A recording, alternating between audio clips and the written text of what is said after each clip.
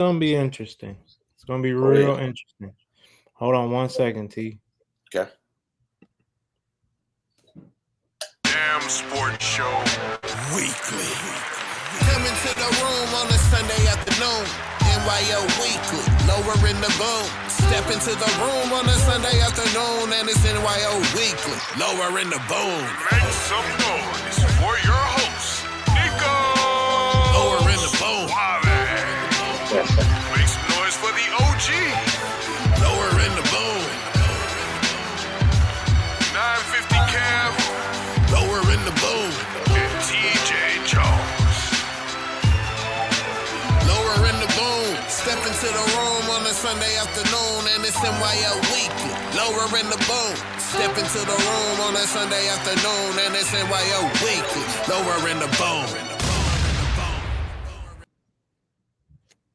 What's up, people? Hey, T, you see, I got you. I got your 49er colors in there. I ain't know. You like that? You like that, huh? I like that. I was gonna either do that or the or Minnesota. I just chose 49. But what's up, people? How you doing? We are back, NYO Weekly. Myself, T Jones, waiting on OG and Kev. That time difference might mess with them. We don't know. We're gonna find out real soon. I'm sure they're good though. I'm sure they're good. Yeah, Kev said he's gonna try to join, so yeah. Oh yeah. But T, we gotta talk about it. I'm sure you've seen it. Which one? There's so much this week. It's like, wow. We're gonna talk about this one. Or that I mind what I say about his son. Can't repeat the words because they ain't suited for FCC airwaves. That wasn't a basketball player confronting me. That was a parent. That was a father. And based on some of the comments that he had heard, or shall I say, I think he thought he heard, he clearly took exception to some of the things that he heard me say, and he confronted me about it. And apparently he feels like I was slighting his son. That was LeBron. Yeah, T. You gotta talk about it. You know, for me, what was it, fair or foul? I think it was fair. Please. That LeBron approached him? Heck yeah. Okay. All right. Yeah. Go ahead. And this is the reason why, because, you know, Stephen A's been getting away with a lot of stuff, you know, where he says things about people and thinks that that there's not going to be, you know, any repercussions whatsoever, you know. But also, you know, but then he, you know, once he makes these comments, then he sees these people in public and think that, oh, you know what, everything's good, everything. No, you know, you're talking about somebody's kid, and I don't, you know, and I don't care how old the kid is. If you don't like what somebody's saying to them, especially if it's not just, then, you know, somebody's going to say something. Somebody's going to approach them. So yeah, I think it's fair. To me, I thought it was funny because I can only imagine the look on Stephen A's, you know, on his face when LeBron approached him. So I think it's fair. What about you? I think, you know, to your point, I think it's fair. But I do think too,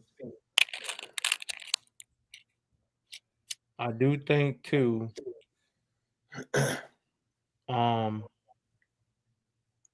always knows where the cameras are. And they say he did this like right before the beginning of the fourth quarter or something like that. Okay. So, you know, I think a lot of it, he's always aware. And I don't know. I just think this is something that could have been done. I'm sure he got his number. I'm sure this is not the only time he could get in contact with Stephen A. Smith. Right. But I guess it goes back to the thing where you do things in public, you approach people in public. You know, like Stephen A. put it out there on ESPN. So LeBron was like, this is prime opportunity or what have you. And even in that little dialogue, Stephen A. was saying, you know, LeBron got his number. his boys got his number. Now maybe LeBron just wanted to do it in public, but I think more athletes should do this because I But think also, a lot of times. sorry, go ahead. No, I'm just saying. I think a lot of times these pundits do say things because they know they won't see him. They know they won't ever meet him, so they can, Right. back to Skip. When he was calling people cupcake and soft and this, that, and third. Some. I think this should happen more often, but I think in that moment, LeBron knew exactly how to do it. But also too, okay, and we don't know. I mean, because we didn't see the whole clip, right? Maybe they didn't get on film. But we don't know also too, like maybe did Stephen A say something to him first, like, "Hey, LeBron, how you doing?" Whatever it was, and LeBron just reacted. Again, we don't know. It's funny when you brought up Skip because Skip was a beat writer out here for us for about a year, maybe 2. Oh, why you were there? Yeah, at the Niners. Oh, wow. Yeah. Okay. And I remember he would say some things, and this is when we were winning. Yeah. And he said a couple things about a couple of coaches and a couple of players. And I remember I was walking outside one time, and he's standing out there, and he said something to one of our coaches, and our coach just dropped the F-bomb on him. It's like, man. Damn. For real? Yeah, basically, and just walked away. He's like, I never want to talk to that guy. Like he expects, he makes all these comments and he expects us to say hello to him and and be buddy. Like, no, screw that, So yeah. I mean, like I say, I think now I think more athletes should take this approach as far as hey, I'm gonna catch you in public, and it ain't got to be physical, but just a man to man. Right. Because a lot of them do say some off the wall things. You'd be like, come on, bro. Right. You must have a personal vendetta. You know what? And I always say this, and it's not all, it's not all people in the media, but some people in the media. Right. Those, to me, those are the people that were in junior high school or high school and are always last ones picked on the playground. I'm sure. So they hold a certain grudge against certain athletes. So, just like whatever. Right. Yeah, and and I will tell you that, and I mean you've seen it with especially with me, that I do have a problem with people speaking about things that they don't know, that they've never been inside a locker room or a huddle, and they say things, and you're just like, well, wait a minute, you've never been there, so how can you say that? You're on the outside looking in. So I sometimes I do have a problem with that. Yeah, no, I get it.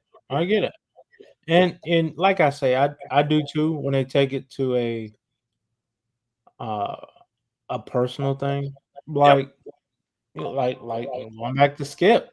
It's like, come on, man. Sometimes like why are you doing this? Well, you know what, and we've got to blame. We got to blame the organizations, and I'm talking about the media companies for this, because that's what they want. They want that negative side, and they figured that's what's going to sell more than the positive stuff, So they let these people do what they want to do without any control, and then then when the athletes or the coaches get pissed off at them, and they start saying things where they're like, "No, I'm not going to appear on your show because you said this, this, and this," then they're just like, then they try to flip the script and say, "Oh, this athlete's a baby or whatever it is." But no, they're human beings just like everybody else. Right. No, you're right. You're right. Oh, did you hear Myles Garrett locking in $40 million a year with the Browns? Oh, so he did sign? I'm assuming so. Yeah. Give me a thumbs up when you're ready, if you're ready. That's a change. Yeah, $40 million. They say 123 fully guaranteed. Fully guaranteed. That was the only way they. Well, you know what though? Guess what? That means they could trade him still. True, that's true. Because then you really getting something back for him. Right. Well, because he said he didn't want to be there. The owner said that he wasn't going to meet with him. He said, go through the GM, which he already talked to. Right. But maybe that's part of the deal. Maybe they've got somebody that said, hey, look, if you can sign this guy, we'll give you 2 first-round draft picks and a player. So it's possible. True. No, you're right. Oh, me and T talking about the Stephen A. LeBron situation. What's your take on it?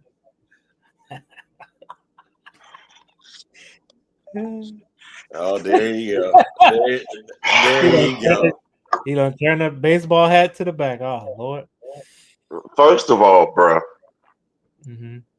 don't talk shit, and then when you get confronted, try to play the victim. That's one. No, you got a point. 2, if you had something to say, stay after the game and finish the conversation. If you have something that you needed to say, don't wait till the next day to say it on air. Mm-hmm. Say it in his face. Mm-hmm. That's 2. 3, leave niggas' family out of your mouth. That's it. If it ain't dealing with basketball or sport, don't say as a father, don't say none of that. Right. Just leave it alone. Stop trying to get ratings before you get your ass punched in the face. True. And for him to do that in the middle of the game, yeah, bro, he been waiting on you for a while. And this might be a trend. So I think you might want to stop going to games all of a sudden, homeboy. So real quick, and like I told T, he did say in that little, his little, whatever you want to call it, dialogue, soliloquy. Look at you using big words. Hey, man. Hey, I've been watching a lot of. Hey, I gotta get right. I'm trying to get that Jimmy Johnson job at Fox. Hey, that ain't gonna be there too long, much less longer, bro. You might want to slow down on Fox. Hey, you get better hair. I think if anything, Fox they're gonna still do football games. Oh yeah, now, they may not do everything else, but if you're a color commentator in them, they'll still have a job. Wait, did you say color commentators? Is that what you try to get the job? Color commentator. There he go. There he go. Yeah, that boy be thinking. That boy know. but earlier though, Stephen A. did say, Mav and what's the other guy? Rich Paul. Yeah, they got his number.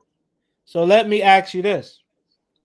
Do you think LeBron wanted to make a statement in public if he could have called him? Put it this way. Did you make your statement in public? Was his public? Yeah, and that's what Stephen I told you. Okay. Yeah, okay. That's what I so then what's the point of saying people got my number? That means you know how to get in contact with me as well. True. So I don't want to. That's what I'm saying. Don't play victim all of a sudden. Yeah. Right. I agree. Right. Don't play victim. That's the only thing I don't understand. I mean, if you're gonna stand on business, stand on business. Mm-hmm. I agree. Hey, but like I said in my comments, he's lucky that Mav and Rich Paul weren't there. Because you know where they come from. They don't play. Hey, bro, I don't know, because I think it was kind of worse. You got told off in front of the people that represent you. Yeah. And what they say. So now they at the end of the third, before the beginning of the fourth. Yeah. How do you just? But I'm just saying, you in the middle of a game. Yeah. And I guess you must have seen him all night, and you just said, "Bump it.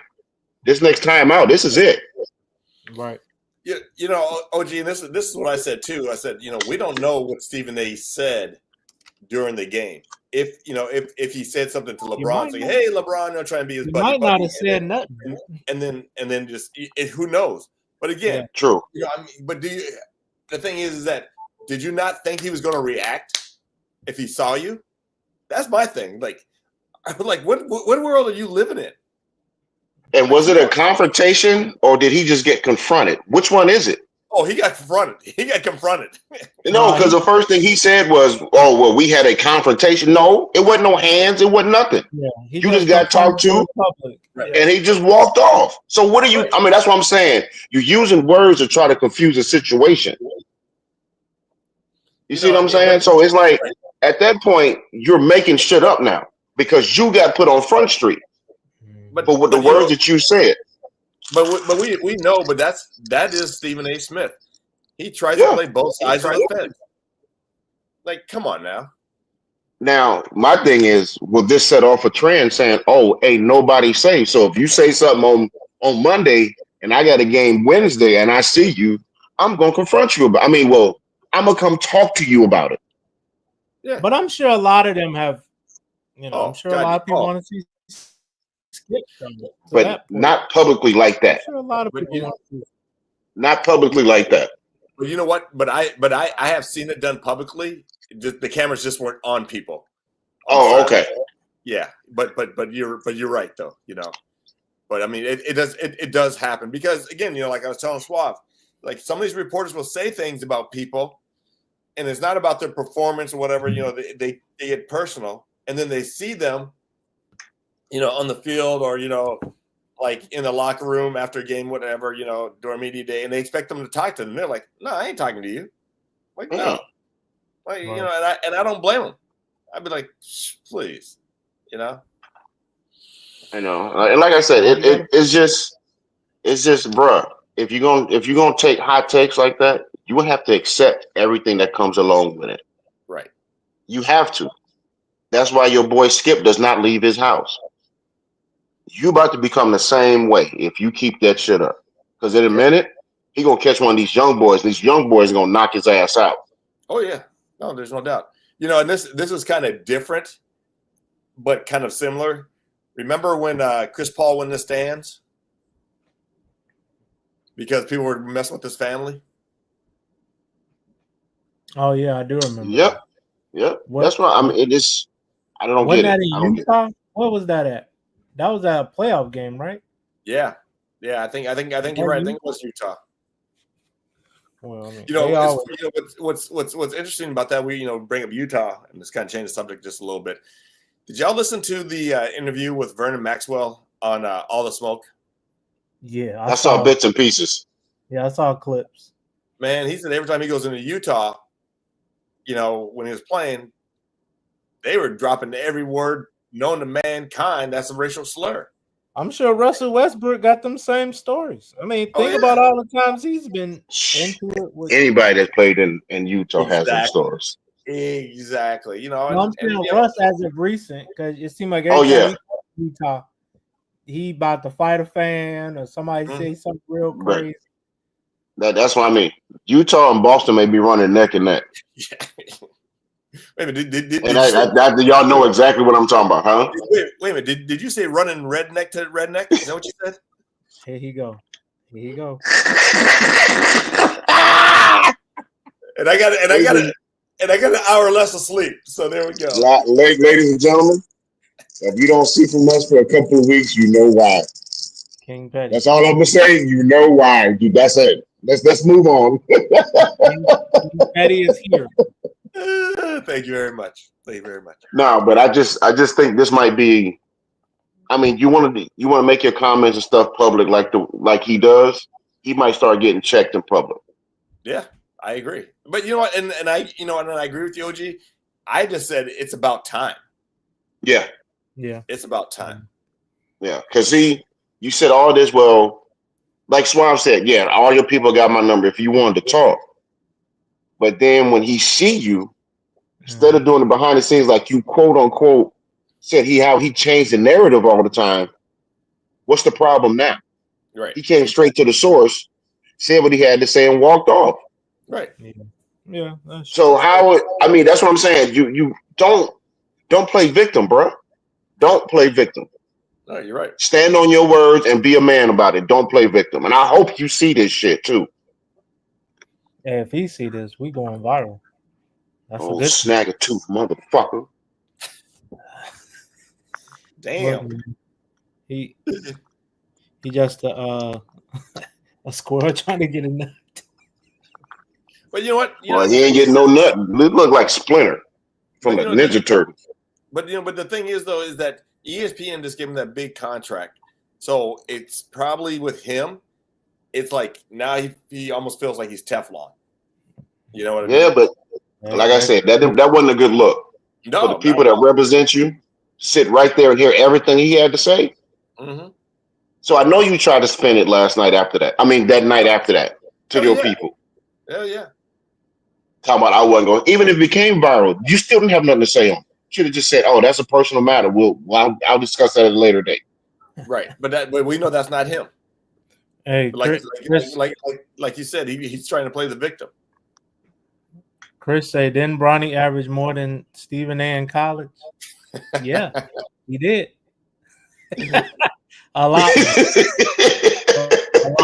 And I'm tripping because I saw the clip that he was talking about. I'm like, it was 13 games in the season. And you're quoting stats for a rookie? Right. And then you're mad because he got into a game during the first quarter. That's not LeBron's decision. That's the coach's decision. But you know the thing is though is that if he's talking about that, it was a chance for them to make history. Yes. Well, I mean, no. What he said was that first game when they, the father and son thing. Okay, that was a great story. I think he was talking about when they was in Philly. Mm-hmm. They got blown out, and they just, JJ was just putting in it. He just cleared the bench. But I know he put him in the first quarter. But I'm like, one, they were shorthanded, right. And two, that's not a LeBron decision. Right, exactly. But why didn't you go at JJ? Oh, I know why. Because you've been checked on the air 3 or 4 times by JJ. But also too, sometimes coaches look at they look at the chemistry of the game, that the game is not flowing certain ways, and they're like, we need to get these guys out. Let's put in some fresh looks, right? But again, that's the coach's decision. We didn't say he didn't see LeBron go up to JJ and say, hey, put my guy in. Right. So yeah. And to that point, they say LeBron is expected to miss 1 to 2 weeks. Yeah, with that groin strain. Yep. And they say he's gonna miss 1 or 2 weeks. Yep. And Chris also said at the end of the day, that's somebody's child. They had a heart attack last year. The dad came out. Hey. No, facts. That's why I said he gonna get punched in his shit in a minute. I'm sorry. That just pissed me off. I'm sorry. You know what? I mean, you're a parent though, so and I always say this, about my daughter. Yeah. I always say this. They're like, so tell me. I said, before you even open your mouth, my daughter's always gonna be on my payroll, regardless. She's always gonna be on my payroll, regardless. So anybody got anything to say about my kid, which they don't because they know better. Mm-hmm. Like, nah, I don't care how old she is. I don't care how old I am. I could be 95 in the damn nursing home. Somebody say something about my child. I'm coming after with a walking cane. Like, all right, it's on. Yeah. No, I mean, that's facts. If you want to see a switch in a black man, go ahead and talk about his family. Yes. Just go ahead. Yeah. Go ahead. Yeah. And if Stephen A is the father, which he claims to be, you should have known that was a no-no, bro. Right. He got 2. You should have known that. And you black. So you should have known that. He got 2 girls, I think, from what he said. So, I mean, like you say, he should know firsthand. You would think. Yeah. So. All right. So, from NBA to the Shield, this is our next topic. Mm-hmm. The offense in every scheme and make it work. We went from Jackson State to Colorado and changed 2 programs back to back. So you don't think I could come to an NFL franchise and change the program again? It's history. We done it again. It's always gonna repeat itself. I've been through 6 different OCs. So what y'all think on that, man? Why is the NFL or these how would you describe them? Unanimous people. Why are they so against Shador, man? Why they against him so much? Well, I think number one is because of the name on the back. Mm-hmm. That's number one. Okay. Number two, and here's what a lot of people don't realize: what happens during the combine. People lie. People will say things about players trying to trick other teams not to draft them because they want them. Here's and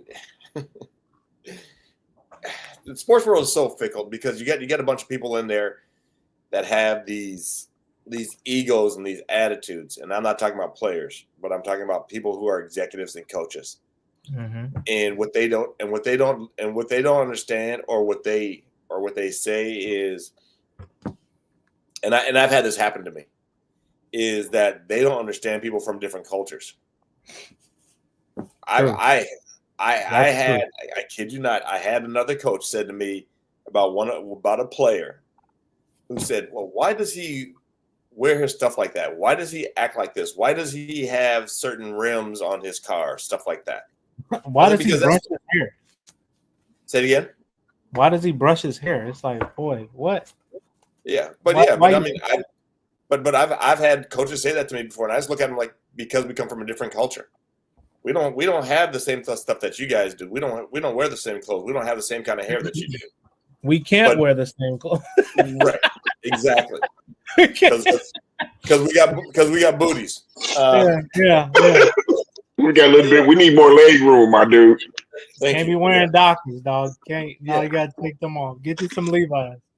But they say that because they don't understand, and they think that it's almost like anything we do in society that we should conform to what they think is the norm. Well, no. And so, and I guarantee you that people, with Shedeur wearing his hat the way that he did, I'm sure that people looked at that negatively as well. So, but yeah. But it doesn't, to me, doesn't that show confidence?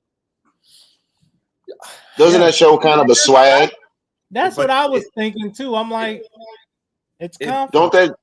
Don't that show that that's what you want in a quarterback? I mean, to me, that's what they always say. We need someone to come in here, take control from day one.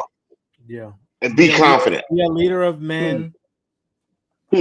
But T, when you said teams lies to draft, that's why I laughed, because I'm like, I think that's one. But two, what did he lie about? What was wrong that he said? No. Exactly.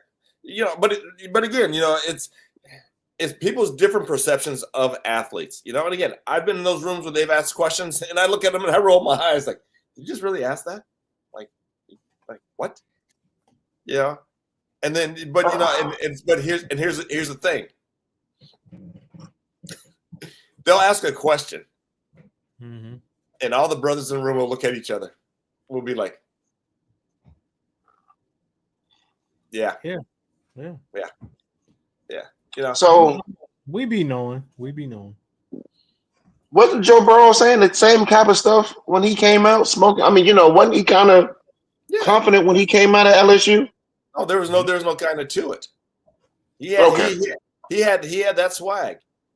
Okay. Wasn't he smoking a cigar after the national title in the locker room in a building that says no smoking? Yeah. No, okay. Yeah. Okay.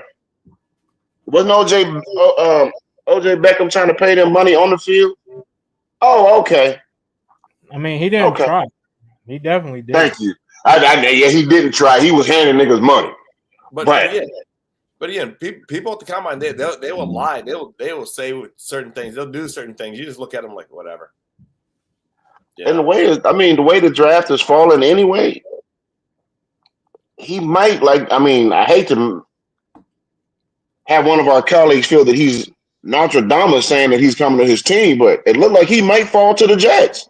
Yeah, it's possible. So you making all this huff and puffing, and it's not gonna change nothing. No, I mean, because the draft is taking care of itself. But again, OG, people think that they can change the narrative. Some people really think that they can, and you're just like, dude, you don't have enough power to try to change things at all. You just have to see how everything just kind of falls out. And the smart teams though, don't even listen to that. the smart teams always know kind of who they want anyway. Mhm. So there's like whatever, but it's again, it's the ones that are not confident about themselves, you know. And here's the funny thing, and we've all seen this, whether it's in sports or big business, whatever it is. Some people walk in and they got egos, just because they work for a certain organization or a certain business. They have egos and they think that they have more, they have more power than what they really do. Until the end of the day, they get found out, and guess what? You're gone. And people talk about this. People know who they are. People know they So I will tell you this. I had an assistant with me. This is when I was in college, and I told them, I said, all you have to do is understand what I'm trying to do with you is to make you a better person. Just be loyal. Just be loyal. That's all I ask. And I said, because my job is to get you from college is into the NFL or to whatever pro team. And they're like, yeah, whatever. Well, of course, they started talking smack about me behind my back, and of course, I find out things. I get a call from the Falcons. Wait. They was your assistant, but they was talking crazy about you. Mm-hmm. Yep. Were they? Yep. Were they one of us? Nope. Oh, nope. Okay. Nope. Right. And because this happened during the NFL lockout. Mm-hmm. So the players were looking for a place to work out, and they called me, and I said, "Come on down." I brought. Oh yeah, you've told us that before. Yeah, and I brought in NFL players. I brought in NHL players because the strength coach at the Sharks, he and I went to college together. So anybody who wanted to use our facility, I just think, come on in, bring him in, right? Yeah. So I get a call from the Falcons. Oh, so and so's applying for the job. We're thinking about hiring him. I said, nope, and I told him why. He's never those two people have never sniffed the NFL since. King Petty in the building. Damn right. He said, King Petty in the building. That's my guy. You know what? I can't blame you though, because I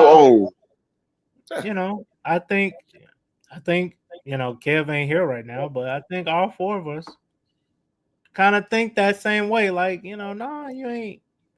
I'm not about to help you after you done bit the hand that feeds you. No. Yeah, and that's the thing. That's the thing about the NFL. Any pro sports. If you have an assistant that's not loyal to you, people remember that, and they will tell other organizations, "Hey, do what you want to do, but let me tell you what happened behind the scenes." Yeah. So, yeah. No, I get it. So, my next question: is there a thin line between confidence and arrogance? In sports, there always is. But in sports, you talking about from an athlete standpoint? Yeah. I think you got to have a little bit of both. Yeah, I agree with you. But we all know too. Sometimes still some people take it over the line. You're just like, yeah. I mean, but it's a fine balance. But I think you have to have both, especially in all sports. I would say, especially in one sport, but in all sports, because you have to. I think that's the spirit of competition. Yeah. Chris agrees. And I mean, I don't know any other sport. No sport that I've ever played, there was no trash talking. That includes baseball. Oh yeah. Yeah. So, Chris say the same thing. Chris say you need both. Yeah. Okay. But the thing is too is that and we know that you have some people that can back it up. And then you have some people that just can't. Wait. So to that point, right? Say you can't back it up. Does it become arrogance that you don't know, like you're kind of in your own way? Well, yeah, I think so. Let's say that you can't back it up at all. Okay, yeah. It's not just like one instance, but it's like you're having one of those seasons. I think it is. So 5 picks a game. It's like no. Because don't you have to be humble a little bit? Like damn, like Like, damn. You know. Well, at some point, you gotta just shake it off and still be you. No, you're right. They got. I mean, whatever got them to that highest level. I mean, and I'm not saying just the pros. It could be college, but whatever got you to that level, you got there for a reason. Yeah. And you. I mean, to me, you just got to kind of keep it. You got to check it, keep it in balance. But I wouldn't tell nobody to change unless it was detrimental to the team or to you, and it's starting to show. You know what? To OG, to your point, I read this article about Ron Howard, the famous director, and he said that he likes to hire actors that played some type of sport, whether it's high school, college, whatever it is. He says because what they do is if they mess up or if they have a bad movie, they have a short memory. They know how to bounce back more than anybody else in the workforce. Because you have to, right? You can't sit there and dwell on Sunday's game, you know. And I learned this early when I was in the NFL, and I think it was Kenny Norton that told me, Kenny Norton Jr. He says, dude, he goes, you have to have 24 hours. You have 24 hours after a bad game, get it all out of your system, and then you have to move on. And at first I was like, what are you talking about? Like, don't you know? Don't and he told me, and he goes, no, he goes, we can't because.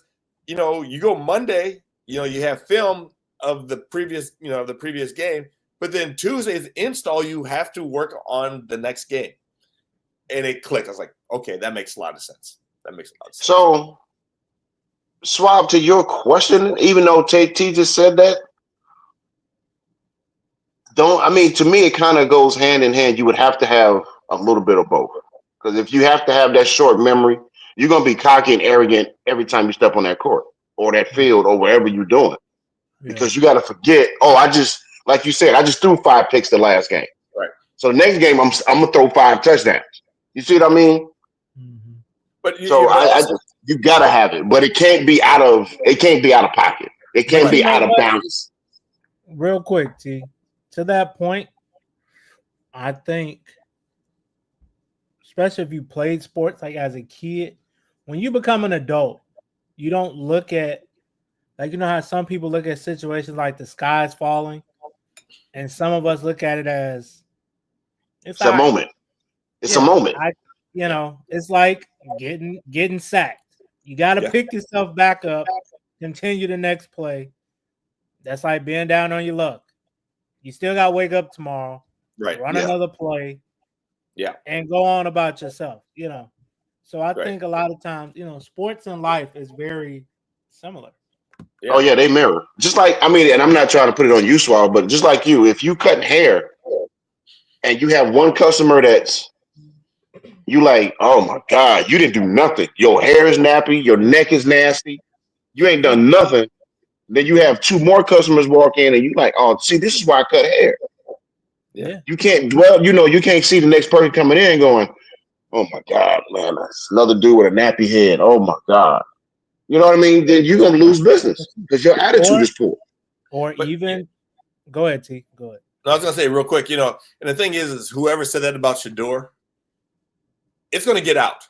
Yeah. It may not get out in the public, but it's going to, people already know in the NFL, in the circles who said it. Guess what? It's going to get back to him. He's going to use that. He's going to use that for fuel. He's like, all right. He probably already is. Even without a name on it.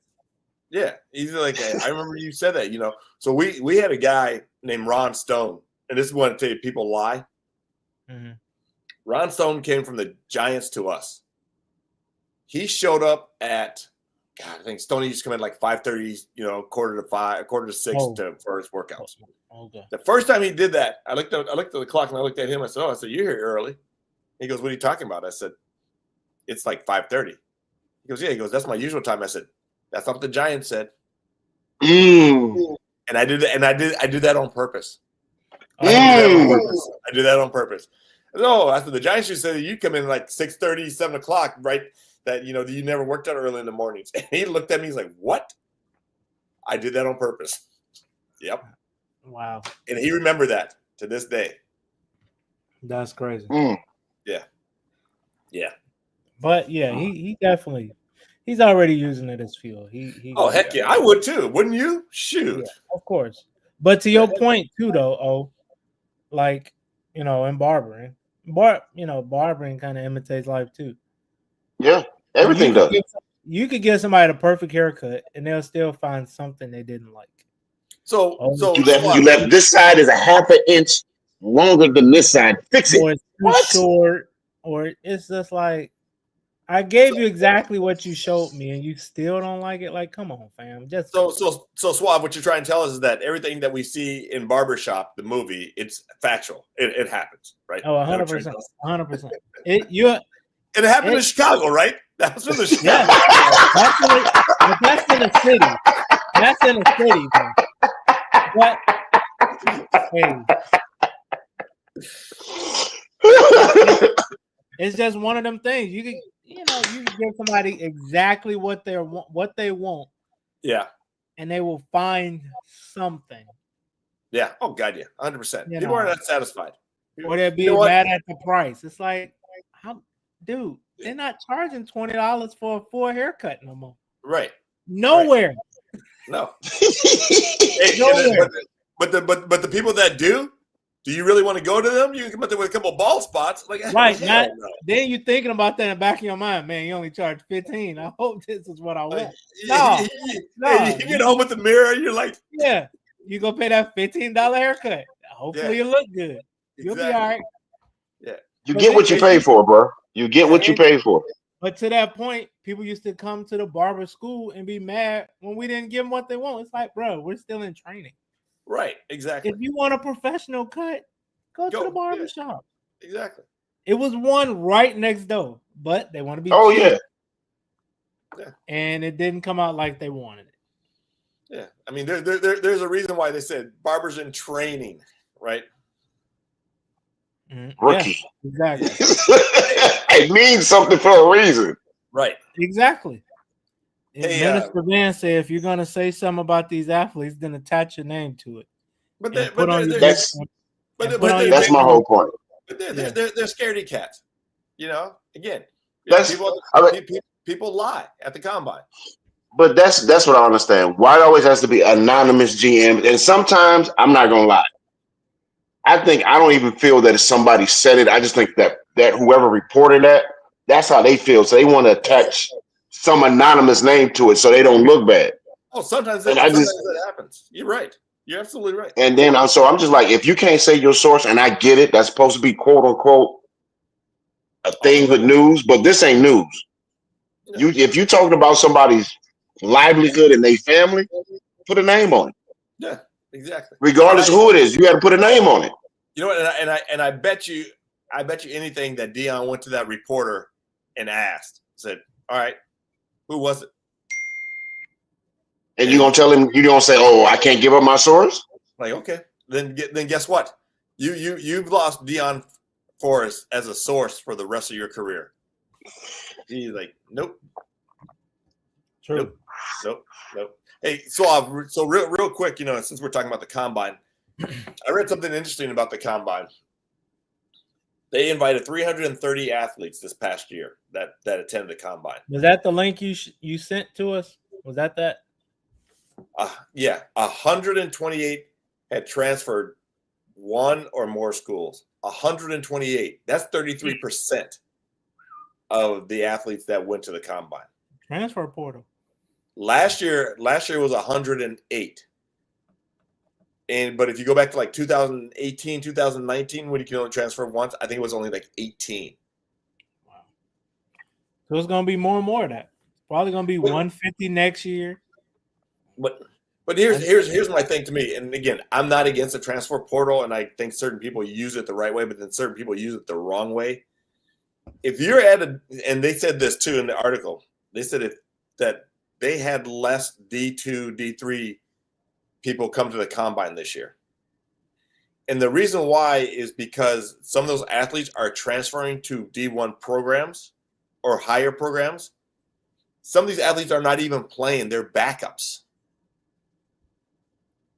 So you transfer to be a backup? Yeah, because they think that they're going to get, they think they're going to get playing time. And and we've always said this, that if you're an athlete, The only way we know how good you are is if you're playing. If we have film on you, if we can see you play. If you're a D3 athlete and you're good, we'll find you. Yeah. But if you transfer to a higher, to a D2 or D1 and you're not playing, yeah, it hurts you. So, but it's starting to. I mean, I think that's going to trickle down to everything because they're not. I heard some college kids say. I mean, some college coaches say they're not even recruiting high school kids anymore. They're going straight to the transfer portal. That's it. But for a football team, if you're not recruiting in high school, you're shooting yourself in the foot. Because that's what they're saying. But this is the reason why. Is because if you're going to transfer portal, right? Let's say that you're looking at sophomores, juniors, or maybe even seniors. That kid's going to be there for 1-2 years, maybe. But if you got high school kids that are good, that you can coach and teach, at least, there's a chance that they're going to stay there. I get it. I'm just saying that's what's coming out of there. That's because transfer portal. You got all these different ways of getting. You know what I mean? You're getting kids now. JUCO kids could come in, and that start. If you've been 2 years at JUCO, that counts as 2 years at college. Yeah, but but we know that JUCO's always been around. It's always but it's not. But if you went to JUCO for 2 years, your eligibility started over in college. If you went to another college, now those 2 years count. So you could technically be your only one. Yet that's what it is. No. So back when I was coaching, JUCO, you only had 2 years once you transferred, or 3 years. It depends if you transfer after a year. But if you were JUCO for 2 years, you only had 2 years of eligibility. But now they're trying to change that. That's what I'm saying. No, they're saying it counts towards your years in the major college. So if you're 18, you do 2 years, and then you go to a university. You can leave after your freshman year. Oh, is that how that works now? No. Yeah, no. So here's the thing, OG, is that when you're at a JUCO, you transfer in, you're a junior right away. You're a junior. If you transfer after 2 years. Yeah, class wise, not sports wise. No, sports wise too. That's what I'm saying. That's what they just changed. They're trying to because it's not official yet. They're trying to change it to where. Well, it changed in Arizona. That's what I'm saying. It changed. It changed in some states already. Where your clock starts over. When you transfer in as a JUCO, some states like here you're a junior. Some states are trying to change it so when you transfer in, you start as a freshman. That's what they're trying to change. So yeah. So that's what I mean. And I hear what you're saying. Yes, you got to get kids, but also you're putting your livelihood and some kids that had never played college game before. You see what I'm saying? So it's kind of a two-edged sword on top of that. Not really, because to me is that the coaches don't recruit high school. They're just being lazy. That's just true. I get it. They're just being lazy, and also too that you can coach and nurse those kids and teach them, your style. Some kids that come in, from whether it's a different college or JUCO, whatever it is, some of these kids come in with bad habits. And now you have to try to change that, and I'm not saying all kids, but you have some. So, and I get it. I get what you're saying, yes. But again, if it's your job to go out and try to recruit the best possible people you can and not taking these shortcuts, those people are they're going to get caught. They're going to get caught, But if you're talking about get the best that you can, how do I know if you're the best if you haven't played at this level? You see what I'm saying? So that's what I'm saying. It's a two-edged sword, no matter how you kind of say it. Not really, because the thing is, OG, is that if you're looking at kids at high school, you can tell to a certain extent the potential that they have. I mean, why would you change that now? And again, I understand you want to you're not going to get every kid in the portal that you want, but why not build on some of these younger kids? But I get what you're saying, T. But that's what That's what the portal is doing. Instead of going to high school and recruiting high school kids, I'm just gonna go on the portal. That's what I'm saying. That is the same as what the combine is doing. Not really. You see? Not really. Okay. Not really. No. If you're taking more transfer portal kids instead of D1 and D3, I mean D2 and D3, you're cutting somebody's opportunity, right? No, you're talking about the combine? Yes. You're cutting somebody's opportunity, right? No, not really. No. What I'm saying is that some of these kids that are D2, D3 kids that are good athletes are transferring into D1s. Now the ones that are some of these kids that are D2, D3 were backups at these lower schools, and they're not as talented as the ones that transferred up. That's all it is. Okay. It's not again. You're not cutting anybody's opportunity. If you're not good enough to go to the combine, you're just not good enough to go to the combine. Say that stat again one more time, T, for Kev. Hey, Kev. What's Do up? we need to translate for you? He said this. Did you lost your voice? I'm making it through. I'm making it through.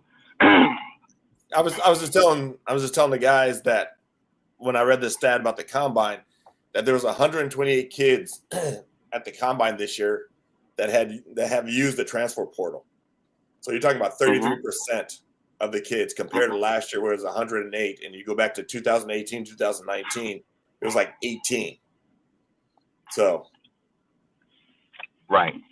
Well, I think the transfer portal in college is it's got multiple layers, right?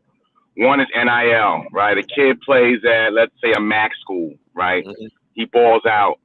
Here comes an SEC program. Like, you know what, let's take that kid, you know. He's already been, developed somewhat. He's seasoned. That kid balls out. He goes to the combine. The other component is a lot of kids don't want to compete. And again, that could be the transfer portal rule, or it could be because, somebody's just better than you. Uh-huh. It's a lot of layers. But what OG was saying, I agree. The trickle-down effect does affect high school recruiting. I was reading an article Rick Pitino did the other day, and he was saying next year he will not recruit a high school kid because he feels like, because he feels like, he can't win. And the pressures of college sports, especially in football, are so great that I think these coaches, which I don't agree with because I hate it, but it's become the game now where, I want a kid that's a finished product or somewhat developed. I mean, Deion's lived on it. And I think that, unfortunately, the NCAA, which is toothless, it's got to do something because they're going to destroy their sport. And you're going to have more and more 26, 27-year-old kids in college because they can get a check. And it's going to eliminate that 18, 19-year-old kid, which is really its sport. But, again, I think it all does come down to competition, but I don't know how fair the competition always is. But going back to that, Kev, the thing is, and this, this is my opinion, is that, coaches aren't doing their jobs. The thing with, so we just talk about football strictly, okay? You can have 100 kids on your roster. Mm-hmm. So why you think you're going to get 100 kids out of the transfer portal? Hell no. So why not do your job and go to a high school? Why? I got to develop them. So what? You're a coach. You signed up for that. I don't have that time, T. Hang on. Yes, you do. Yes, you do. I don't. Yes, you do. OG, I'm telling you, you have the time. That's what you have assistant coaches for. That's why you have a staff. You have time to develop them. What did they do in the past before the transfer portal got this way? They developed the kids. You have the time. It's a different time now, T. These coaches coaches are not there 6, 7, 8 years anymore. That's the problem. They got to win now. But again, you have to develop the kids. They do. Maybe their contracts, maybe their time is not as much as it has been in the past because of big money. But still, you have to develop the kids. I get what you're saying. You have to, but in reality, These coaches are not. This is not 10, 5, 15 years ago. Just like you said, the stats for transfer portal kids have continually kept going up. Right. Right. So that means they're transferring for reasons we can't understand. Right. Some of them we do, some of them we don't. Right. What's the window for college coaches now? What's the window? Well, it depends upon where you're at. 3 years. There you go. 3-4 years. At the Power 5 level, at the Power 4 level, because you guys are both right. If Terrell is Eddie George, right, who just took the job at Bowling Green, he has the ability to go out and get high school kids because he don't have the budget for NIL, so he's got to do the traditional route. If OG, who's in Atlanta, and you know he's right there in the backyard of Alabama, Auburn, and what have you, those coaches where they had the budget to go to high schools, they had the relationships. They gotta win now. And look at Kalen DeBoer. Kalen DeBoer loses one game and they ready to chop his head off. So the pressure is so immense that you gotta win now at the Power 4 level. Now at the FCS or at the lower D1 level, the both division level, you can develop players. But you know what those coaches are saying now, fellas? That I develop these guys and then they're gone in 2 years. So the pitch now, and I was talking to a college friend of mine the other day, the pitch now is like, you know what? Come play with us for 2 years and we'll get you ready so when the big boys call, you be ready. That's a ugly pitch to think that I'm going to develop. That's like having a girlfriend. I make her better. I teach her how to be, I made her a little bit. Now she go find a millionaire. It's the same mindset, but that's college sports now. Like, what do you do? That's why you see coaches leaving for non-head coaching jobs, a la Chip Kelly, the coach that left Boston College and went to Green Bay. It's because the money is the haves and have-nots. Now, if you're in the SEC or the Big Ten, have at it. Yes. But if you're in the Sun Belt or the MAC or the American, it's tough sledding. Yeah. So you're both right, but it's just where you're at. Right. So real quick. I was gonna make this one comment. I would like to see like Georgia, and we know Georgia is a powerhouse. How many kids have transferred into Georgia? We know people have transferred out, but how many kids have transferred into Georgia? You just had the kid from SC transfer there, Branch. Yeah. So I would like to see those Power 5 numbers to see how many kids actually transfer in or how many they accept. Right. Well, Georgia's a unique animal, T, because they can have anybody they want, right? Right. Exactly. So if you transfer to Georgia, you got to be like the one of one, because if you just a transfer, which they take, you might not play much because it's 5-star after 5-star after 5-star. So if you're like that top 1%, they'll take you. Like they wanted, who was the kid they were trying to get? I forgot the kid they were trying to get recently, and it was like like for instance, Juju that went to Colorado. If you're the top 1 of 1, we'll take you. If you're Travis Hunter, we'll take you. But they don't have to necessarily go the transfer portal route as much. Like Notre Dame, same thing. They have pretty much outside of academics, can have anybody they want, but they live off the transfer portal over the last years for quarterbacks. So I think again, it's just where you line up. As somebody who loves college football, it stinks because again, it's kids that like are in obscure places that normally don't get the heavy recruiting that suffer. Like I'm in New York. This is not a football heaven, Maven spot. Where you guys at, Illinois gets it, Georgia is definitely hotbed, and California. So these kids here got to go to JUCO, which sucks, because JUCO is a hard slave. Anybody ever been to a JUCO? And, the other kids necessarily just got to go walk on. So it's a trickle-down effect. It's like the economy, right? People say, oh, the economy is great. I got my job. But eventually, if industry that's not able to perform, it's going to eventually trickle down to all industries. And I think that's where college sports is going. And it's all because of TV money. They just got greedy, and this conference realignment's all about TV. It's what killed boxing, and now it's killing college football. So real quick, from Alex, he said, I agree with Terrell. Coaches are being lazy. However, OG has a point. Dabo is a perfect example. As a seasoned coach, ignored the transfer portal until this upcoming season. Now look what's happening in the ACC. Chris, a lot of them might as well go JUCO and save 2 years. And Alex again, he said, how much eligibility does he have? Let me know who you're referring to, Alex. The portal is a crapshoot. How many 4 to 5 stars don't get picked up? That's true too. And no, 4 to 5 stars in the portal are getting looked at. It's the 3 stars that are dying. It's the 3 stars that are going to work for UPS. Yeah. And Minister Vance said, I think you're rolling the dice when it comes to the transfer portal.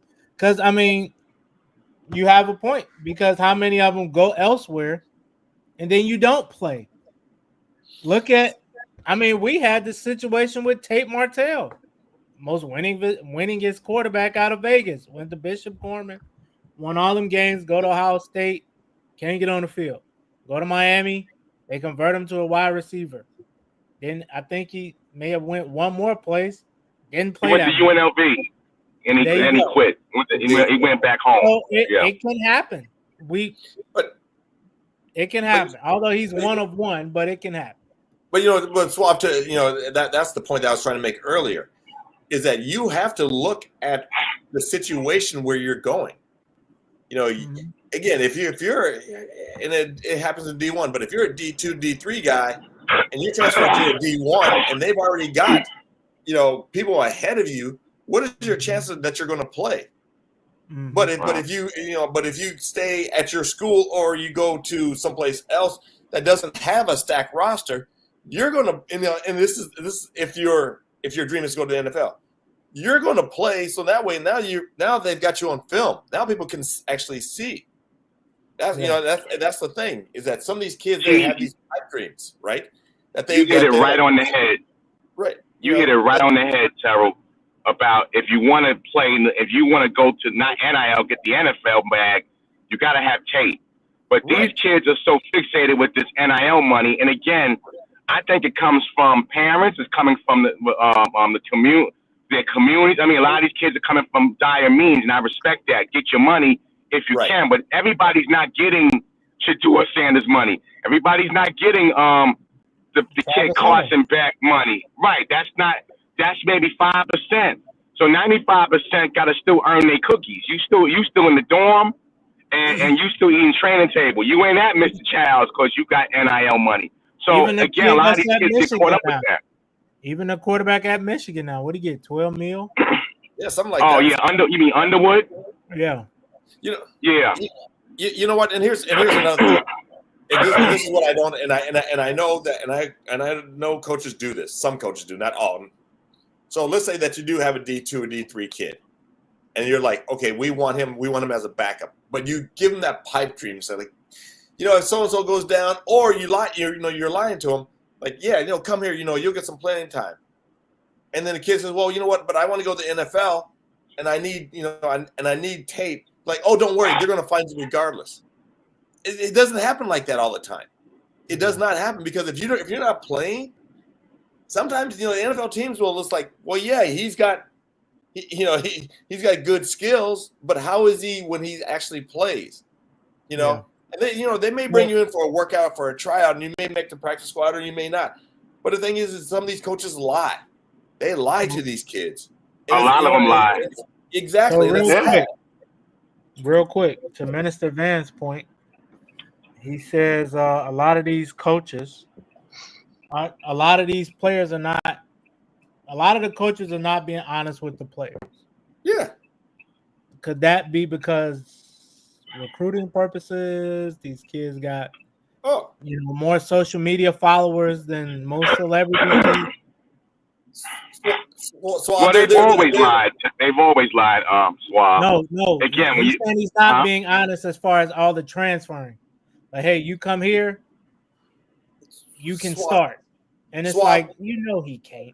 Swab, there's a list of reasons why, and one of them is that they will lie to get one kid from going to one of their competitors. Oh, yeah, an arch rival or something. Yeah, they do that all the time. You're just like you're hurting the kid, and I understand that some of these coaches they're worried about their jobs, but come on, you're gonna lie.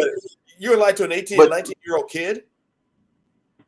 But isn't it also on the kid and the parent to know where they're going? Just like you said earlier. So but sometimes these parents are not knowledgeable enough, you know, and they want to believe these coaches. Yeah. You know, it's and I've seen living rooms. But that's why. Okay, so if that's the case, I'm just taking everything you just said in the bubble. Yep.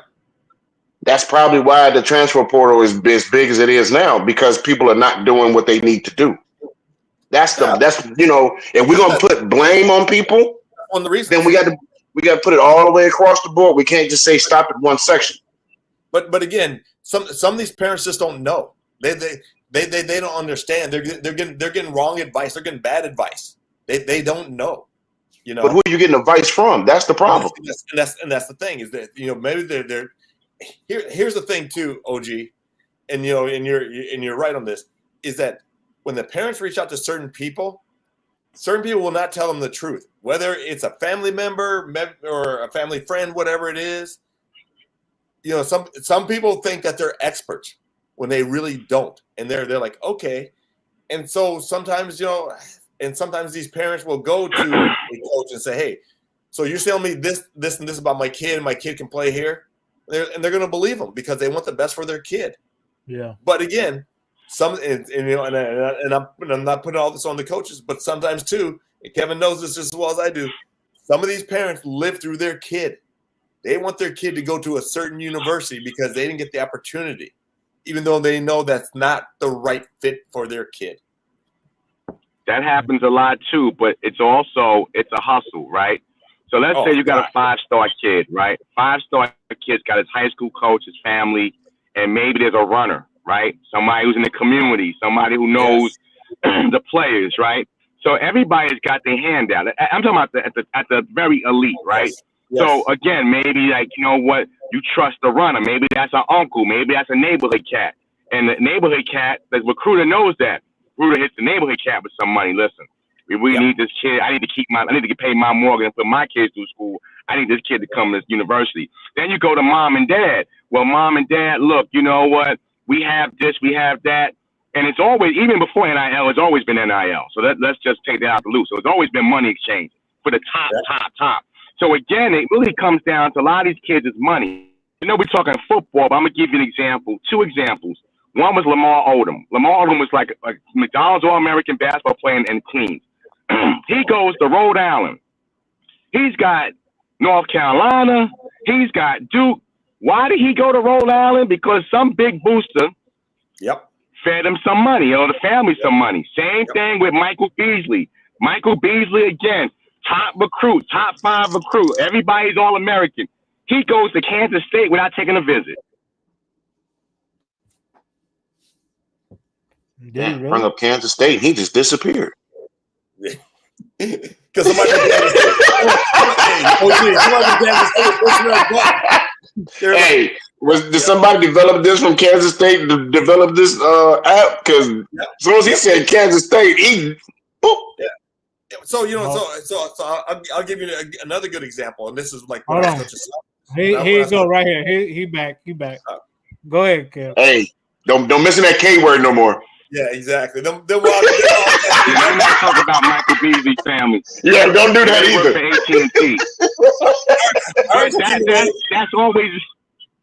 That's always been the game, fellas. It comes down to money, and mom and dad. Look at Reggie Bush. Reggie Bush family got a house.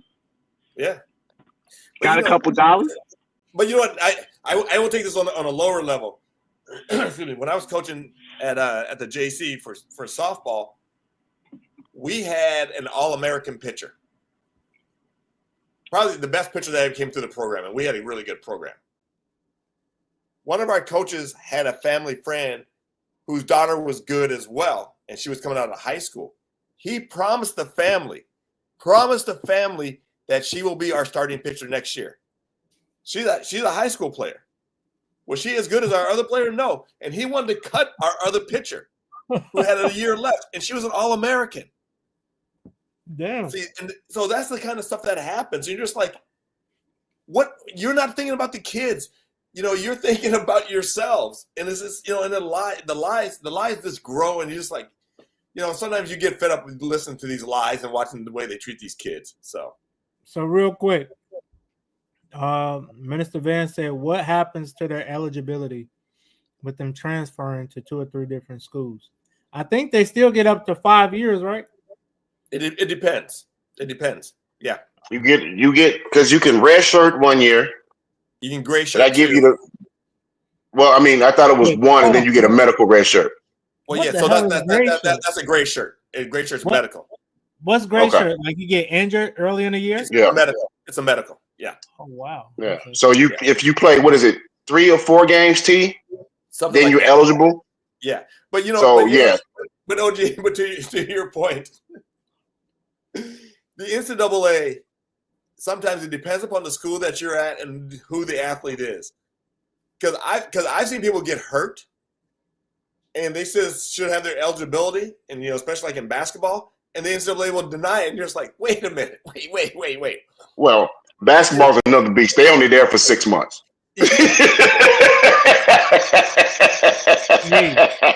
So I can't redshirt. You can't redshirt me for 6 months. I'm gonna play through this torn ankle or this bum knee. But still, it's the way that they look at and they select certain people who can redshirt, who can't. Medical redshirt's the whole deal. You're just looking at it, and here's, and you guys know this too. Let's say that you have a death in the family and you're way across the country. Okay.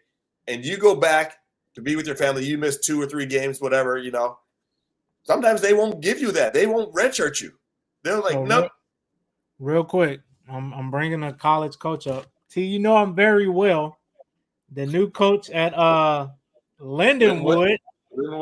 That boy done moved up the ladder. Coach J, what's up? Moving on up. What's going on? To the east side.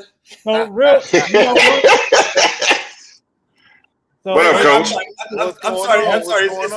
It's the south side. You moved down south. I moved down to the south. I'll tell you one thing. When I got here, it was 70 degrees. And as soon as I got here, it was a blizzard in Minnesota. I'll take it. See?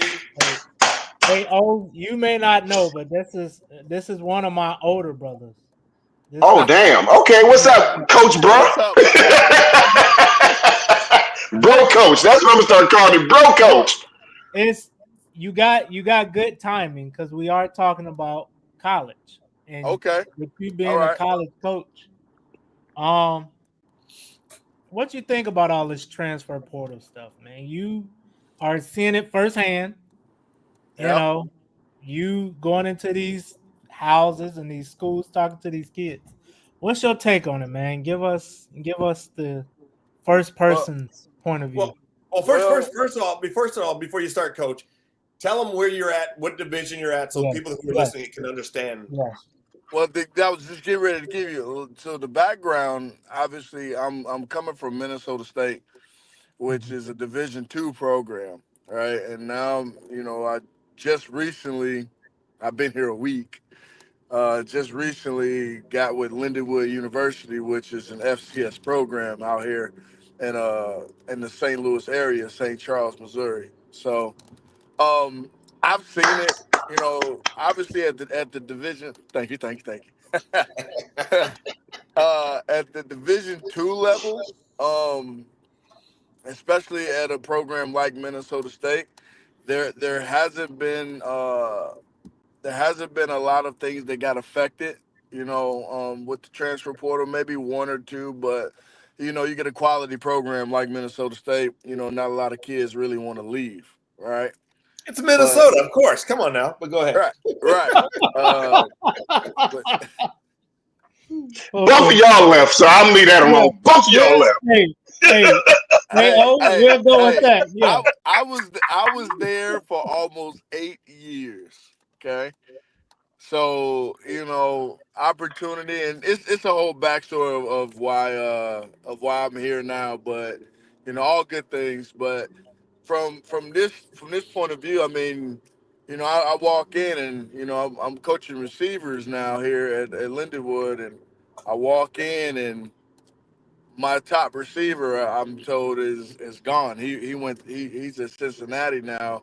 You know, he got a large sum of money and so on and so forth to go do what he's supposed to do. And Mm-hmm. quite frankly, on one hand, you know, it's a loyalty thing. But on the other hand, I get it. I'm not gonna. This is where we're at now, man. This is the times that we're in. This is the I, if you're gonna fight this, you're gonna lose. Yeah. If you're gonna fight, you're gonna lose. And in my opinion, is the only thing you can do is, well, one, get the bag, so you won't lose it, or two, man, develop. It's still about relationships. Don't get it twisted, because if this guy has 350 and that guy has 350, all right, which one of you love me up the most? All right. Yeah. It's Yeah. still about relationships. It's Yep. always gonna be about relationships, regardless of, you know, the money or whatnot. If everything's equal, then that's what it comes down to. So, I mean, you still got to do the same things you were doing before. You still got to, make sure all your T's are crossed, all your I's are dotted, and all that stuff, man. So, how do I feel about it? It's the nature of the beast now, man. It's the nature of the business. You So gotta Hey, roll. You coach, gotta roll with it. would you rather would you rather recruit a freshman or get someone out of the transfer portal? I like both, and here's why I say both. Now obviously the freshman classes will be a little bit smaller, right? Just due to if you have like guys who don't leave, which is a good thing, mhm. right? Then your freshman class is going to be a little bit smaller. But then the guys that do leave, it depends on when they leave and how much of an impact they really were. Then you'll have to go jump into the portal. I think it's just a matter of development and need, right? Like in my room, I have a lot of young guys, right? Mhm. So am I gonna go get a freshman right now when I got a lot of young guys? I'll probably get maybe one or two, right? But if those young guys who happen to be impact players, if they leave, then I'm gonna go get me a transfer guy because I need to fill that need immediately. Right. So That so let me So ask you this, Coach. Uh, based on based on where you are, like Power Five or whatever, in the smaller levels, does that make you want to go transfer portal because you may not have a lot of time, or does that make you want to go to high school route? I'll put it to you this way: the more money you make, the less time you have. Hmm. Hmm. Makes a lot of Hmm. sense. Make a lot I'm of sense. I'm giving it to you real and blunt. The more money you make, the less time you have. So I'm gonna ask you this: if if I got 3 years left, right, Mm-hmm. and I gotta win now, Mm-hmm. you gonna put your livelihood in the hands of an unproven 18-year-old who you don't know what you're really gonna get, or are you gonna go get a guy who has proven that he can play with grown men Mm. and and probably could contribute? Which one you gonna do? Oh yeah, of course. Me. here's my argument, and I know that there's always a short time because I've been there as well. Right, But we get into coaching to coach and to teach, 100. and percent when coaches start going away from that, that's what hurts to me. That's what hurts the community. That hurts coaching altogether. You know. So and again, and just as well as I do that you may get a kid that comes in from a transfer portal who does not fit your program for whatever reason, and you're just like, I'm spending my time with this kid. When you got another kid that you've already recruited that's going to be loyal and listen to you, Yeah, Mm-hmm. you know, and yeah, and maybe it is a double edged sword, and I'm old school, But I rather, and this is just me, I like going out recruiting kids and developing them. It's just because I people say, like it too. yeah, Yeah. and people say, you're a coach. I said, yeah, but I said I'm a teacher. I'm more of a teacher because you're teaching them, and it's not only what life lessons on the field, but off the field as well. Right.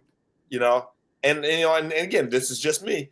I've always said that I will never jeopardize my morals and my beliefs because I'm scared of getting fired. I'm like, you know what? I'm gonna get another job. Right. I don't care. And for me, as me personally, I've always looked at myself as what they call a transformational coach, right? Mm-hmm. Whereas it's not necessarily it's about winning and losing. I get it, right? But it's bigger than football. I've told every single one of my guys who I've ever recruited, who I've ever coached or whatnot. The first thing I always lead off with is bigger than football. It's bigger than football, all right? So whatever you come in my office with, whether it be relationship problems, home life problems, or if it's just, hey man, I'm having a good day, it's bigger than football. But once we get across that, right, and we start actually getting into the X's and O's, the Jimmys and the Joes, if Joe can't do what I'm asking him to do, I'm going to do, and I'm gonna love you off the field. I'll transform your life off the field, but you give you all that you can get. But I'm gonna go get another Joe. Yeah, no, and you're right. Because you have to. You have to. Exactly. So right. So I mean, this, like you said, this is a double-edged sword. We can go back and forth until the cows come home. But this is just the world we live in now, right? You're right. This is where we at. This is where we at. Suave. I have a question for you. So, do you just call him Coach because we're live? Yeah, of course. Because I would know behind the scenes. Of course I do. Yeah. That's why I ain't gonna lie. That's why I was laughing when he was talking, because I'm looking at both of y'all at the same time. I'm like, oh, that's what Suave gonna look like when he grow up. That's funny. Oh no. Yeah, I got a little bro. I'm almost a decade older. Almost. Oh. So yeah, I'm gonna look like that in 7 years. Yeah. Exactly. So real quick, we talking about pretty much how some of these coaches be lying to these kids to bring them in, things like that. And one of our people made a comment, some of the parents just don't have the knowledge. Yep. You being a recruiter, what do you say about that? Is he right? Do they try, or parents don't have the knowledge, but at the same time, it's like spoon feeding the baby. mm-hmm. Here comes the airplane. Right? It's like spoon feeding the baby, and if the parents don't have the knowledge and they don't want to have the knowledge and they just want you to give them the information, I'm gonna give you what you need to know. Right. And and it just depends on obviously you do have teams and parents who like are super involved, right? Super involved, want to know every single detail, can look at the stuff and be like, no, that's not right. Right? You got that side of the coin, but then you also have the other side of the coin where it's like, oh, this is my first child that's ever going to college. We don't know nothing about the recruiting process. And some of them want to learn and they get to that point, but some of them just they still like a deer in the headlights and expect you to spoon feed them as you go. Right? Meanwhile, especially like when I was in Minnesota State, we're recruiting 24 to 30 kids. Yeah.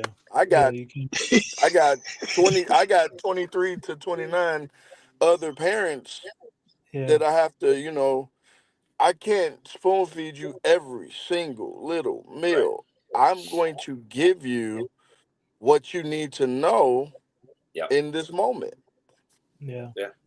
Right? And it's up to you to one, do your research, ask your questions that you're gonna ask, and then go from there. Sounds fair to me. But in some of these parents, I don't know no other way. I'm sorry. And fortunately for me, when I was coaching in college, we had our head coach would tell parents, we'd have meetings with new parents that came in, said, don't call my assistant coaches, don't call us. If you got a question, tell your kid, and your kid will ask the questions. We don't have time for this bullshit. Because some parents they think they know more than you do. They're the helicopter parents, and they're a pain in the ass. Mm-hmm. I dealt with one of them this past year. Obviously, no, I'm gonna say no names, but it came to a point where it was like, stop calling me. Yeah. Stop calling. Just like that, huh? Like I'm sorry. Like I'm so sorry. I want to help you. I recruited your kid. I want you. I am going to give you everything I have, but at some point, it does become overbearing, and it does become like, dude, I just told your kid this answer. Why aren't you communicating with your kid? Right. Like communicate with your kid, and then we can go that direction. Now, there are some parents who call, and I'm happy to talk to. Right. Right. Them the ones that I'm like, hey, we've never had an issue. I ain't got to hear you complain about why your son ain't doing this or why your son ain't doing that. This ain't high school. Right. Yeah. Your son, if you wanna know why your son ain't this, why your son ain't that, ask him for his huddle password. Watch the film. Mm-hmm. Watch the film. Watch his practice habits. Ask him was he late for meetings. Ask him did he go to class this week when we class checked him. Mm-hmm. Yeah. Yeah. You want to talk to him. Right. Ask him. But don't come at me. Right. Yeah. Don't come at me as the person who got him here, who's trying to put him in the best position, and now I got to tell you things without telling you things because you ain't communicated with your son. We had a kid one time. That boy. We had just won a game. Trying to give you real. Yeah. Yeah. No, we had a kid one time. Yeah, we were just walking off the field. We had won the game. The kid and the parent came up to us and it's like, well, how come my kid's not playing that much? We're just like, number one, they don't show up to practice all the time. And number two, you think we're going to put them in front of this person here. And the parent had the nerve to say, well, my kid shows up for practice all the time, yada, yada, yada. We're like, well, wait. Your kid missed practice 2 weeks ago, a whole week, because they said that they had a family emergency. When we found out the kid was up in Tahoe. Come on now. Skiing. Come on. Really? What are we talking about? Wait. So to that point, the parent just don't know what the kid is doing. Then. Right. Exactly. Yeah. It's the kids going. It's the kids going out and becoming an adult for the first time, not having the answer to the parents, and not have a schedule, and then next thing you know, they telling them what they want to hear, or what they feel like telling them, and they're not getting the whole truth and all this and all that. Why my kid ain't doing this? Why my kid ain't doing that? Ask your kid, and tell your kid to be honest, right? So because when I tell Johnny, you not playing because you didn't do this in practice, you didn't do that in practice, you didn't do this and that, and then Johnny come tell you, I don't know why I'm not playing.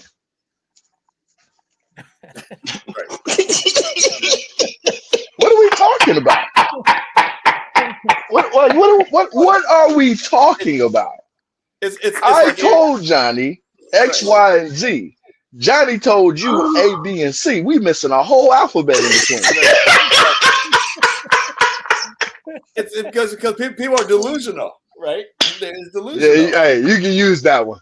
Yeah, you can use that. Go ahead. You can use that. Oh my God.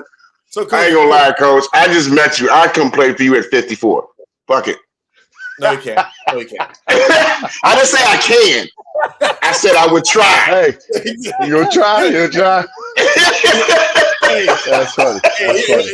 He'll try to run through. Hey, I hate to cut it short, but Nico, your sister-in-law is about to have me. I got housework. We just moved in last week, so I got a hardware bag right here. I got to get going, man. Yeah. Honey-do, Liz. Honey-do. Honey-do. Hey, we on spring break too, so you know she about to run me right. Oh, dude. Oh, you gotta get everything done. Yeah, ain't no everything. Everything. All right, y'all, enjoy it, man. What's that? Whenever you free, Bill. I say whenever you free, just hit me and we'll bring you on. You know, just all right. Give us that college insight. Sounds good. Especially Mondays and Wednesdays. Mondays and Wednesdays. All right, yeah. all right. I'll send you that link too. All right. Bet. Oh, they in trouble. Oh my God. Oh, let me just say this, Suave. Yeah. Your brother is funny as fuck. Oh yeah. Oh, dude. I'm just gonna just tell you right off the rip. He OG. It's like when I got on the phone with your cousin. Oh yeah. So I've been on the phone with Suave's brother. Dude, ain't no good. That's not him. That's the one above him. No, I've been on the phone with your brother. Yeah, before. him. Yeah. Well, I've been on the phone with two of your brothers. Yes, yeah. We're trying to get the oldest one, but he on dad basketball duty. My nephew, they just won last night, qualified for state. Oh, good for them. Shit! Congrats. Yeah, they qualified for state. So, and it wasn't a knock on you, Suave, when I said this is what you're gonna look like when you get older. Hey, I ain't tripping. Hey, but I'm all right. Go ahead. But you know his brother may have a better hairline than Suave. I'm not sure, so you know. Hey, bro, no, that's why I said. That's why I said give him 7 years. The face ain't filled out yet. Wait, watch. That's why I said that's Suave in 7 years, bro.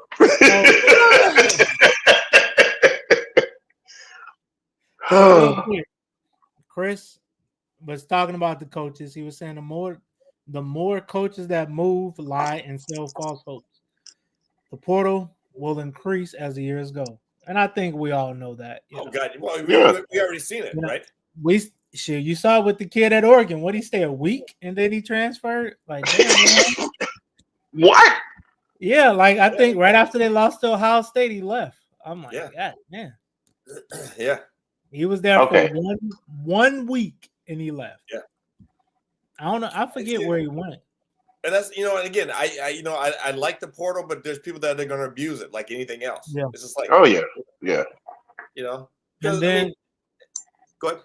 Let me read this last one. And then Chris said one more time, I'm so happy I don't have this issue with mine, talking about his son.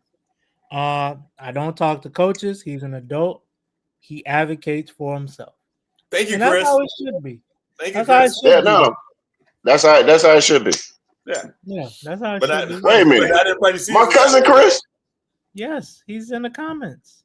Oh, never mind. That idiot. He been there all day. It took you a minute. Hey, Chris, I'll send you the link, man. Just let me know. That's kinfolk, boy. I love my cousins. I ain't gonna lie. Oh, speaking of that, I just want to give a big shout out to my brother. I gotta send y'all the proof, but he took my nephew to the Knicks and Lakers game. Mm-hmm. Oh. Guess who he took a picture with? Spike? Stephen A. Taylor Rooks. What? Was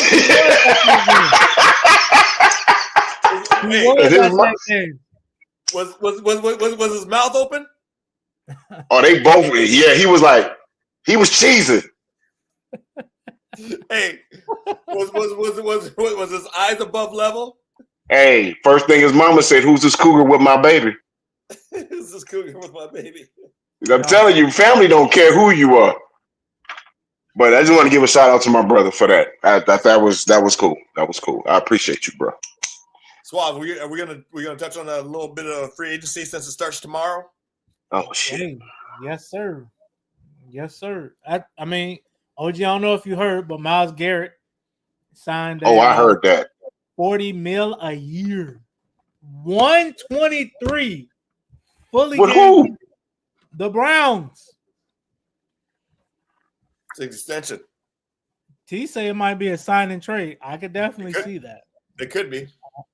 I can see that. But I didn't understand the owner saying that he didn't want to have a meeting with him. Go talk to the GM. Thank you. When he's already talked to the GM. The best player in your franchise. Like, come on, man. Are you right? So I didn't get none of that. But go ahead. My bad. No, you're good. But you're right. You're right. You know. But you know, we know that Miles says that he doesn't want to be there anymore because they haven't done anything, you know, to improve their team. But this is the second contract that they fully guaranteed. The second. And I'm not saying, you know, and Myles Garrett. Wait, that's a good bet. I don't know if it's fully guaranteed. I know 123 is guaranteed. I don't know how much. What was it? 4 years for how long? It just said 4 years, 40. I mean, not 4 years, just 40 mil a year. Oh no, you're right. So it's 160 mil, but it's 123.5 guaranteed. So it's not fully guaranteed, but still, it's 123. All and right. You need a quarterback. You need a lot of other things, and you. Never mind. Go ahead. We going from college football to high school basketball. Welcome, coach. Oh God! What up? Let me go. I speak to this. I speak to that fool enough. I gotta go. What up, kinfolk? real quick, Chris. I got one question for you. Can y'all hear me? Yeah, we can. Yeah. Real quick, Chris, what's your take on that LeBron situation? Him approaching Stephen A. Necessary. Mm-hmm. I think it was necessary. Stephen A. I mean, that kid almost lost his life last year. Yep. LeBron turned into a father real quick. Mm-hmm. You know, there's a time and place to say your comments, and sometimes you gotta keep your comments to yourself. Mm-hmm. Period. You're gonna get news on a daily basis. Stop picking on that man's kid. There's all kinds of people out there that are not doing as good as Bronny. Like you say, Stephen A. didn't even average as much as he got. If that was an average dad, he probably would have slapped the shit out of him. Oh, yeah.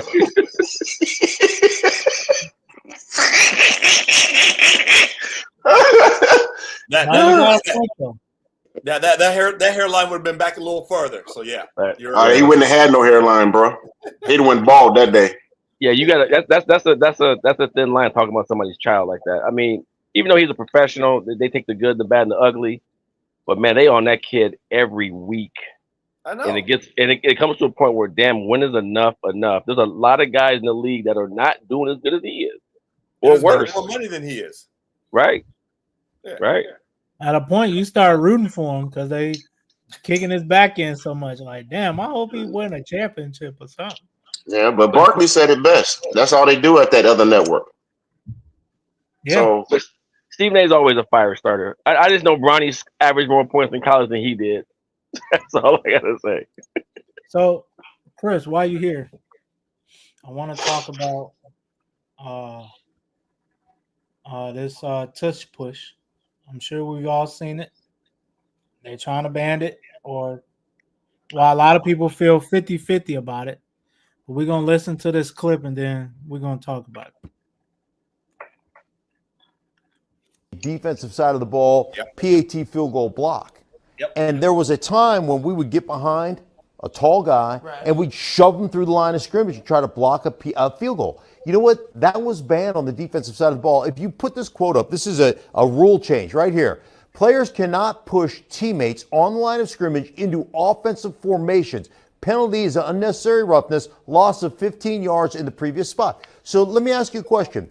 It's not okay, I know this on special teams, to do that. It's not okay for a defensive player to get shoved through the line of scrimmage on special teams. That's illegal. But if we put it on the offensive side, it's just fine. Right? That's a safety issue that they took out of the game that we used to do it all the time, that you can no longer do that because of a safety issue. But on the offensive side of the ball, it's not a safety issue. What's y'all take on that, man? It's a double standard. We know. Mm-hmm. And because it's offense, right? So it's a double standard. Mm-hmm. So, I mean, the beginning of next year, should it just be illegal to do it? Damn, what's next? Gotta let them know we onside kicking. Kickoff returns are different now. I'm like, shit. Put flags on them. Yeah. But you know what? But if you're gonna do that, at least change the rule. Put it in there. You know, say that this is legal now. That you can do it on both sides of the ball. That's all it is. That's all you have to do. So can defense do the same thing the offense is doing? No. It's outlawed on like field goals. You can't do that. You can't. Okay, but I'm not talking. But that's what I'm saying. If offense can line up on a 4th and 1 and do that, defense can't line up and push the opposite direction. No. Oh, so in other words, the game is turned to offensive game. Because they say you're using leverage. You're leveraging your lineman in front of you to whatever. But isn't that what Philly's doing? Yes. Exactly. Yeah. Oh, okay. So why is it good for one side and not good for the other? Because people want to see more offense than defense. All right. Well, because if you look at field goals now, you see that you cannot have a person over the long snapper. Yes, which I don't. I still don't understand. Well, because here's the reason why, is because the way that they were blowing up the long snappers had no protection before. That's why they changed that, and so many people were getting hurt from that. That's why they changed that. Go ahead, O. I'm not the smartest I'm not the smartest cat on this panel, but isn't that the same thing the offense is doing? Yeah. So why is it okay for the offense to do and the defense can't? That's what I'm saying. It doesn't make sense. Exactly. And if it's a safety issue, then no one should be doing it. Thank you. True. Okay. True. I mean, we agreeing. But to Taylor's point, they like to see points. Yeah. And that's probably, Philly has perfected it to a T, pretty much. But they high 90% on that play? But here's a sad thing, is that everybody knows that people watch the NFL. So it trickles down to colleges and to high schools and to Pop Warner. Mm-hmm.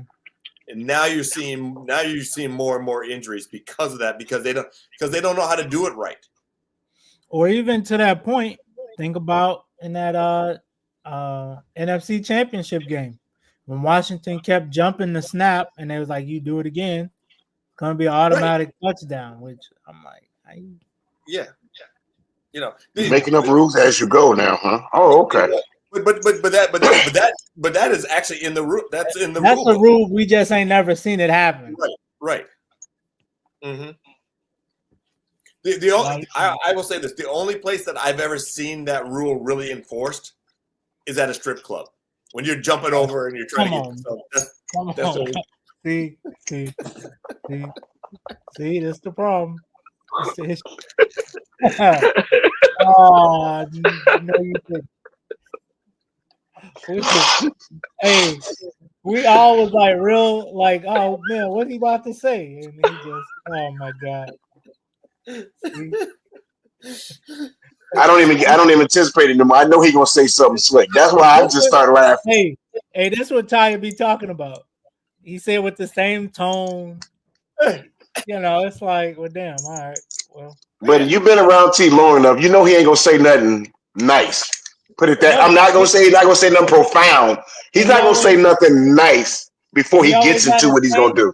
And he always got the same demeanor, like right, bro. Let me ask you a question. So, and you be like, what? How did you get that out of? Never mind. That's why I don't even react to him no more. I just laugh. You just gotta just laugh. That's when you know the people are doing the tush push. They come out with that glitter all over their face because they did it. Wow. They did the tush push. There you go. Man. So yeah.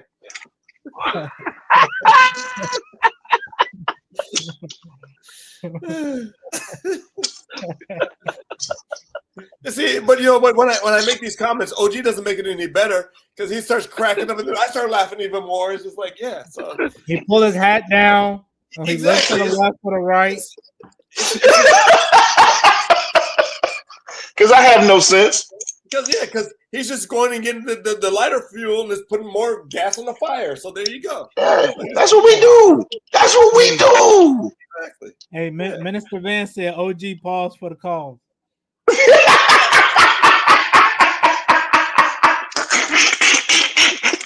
Where'd he go? Where's this love? He'll be back. Oh, Minister, I'm tired of you, Minister. Stop picking on me.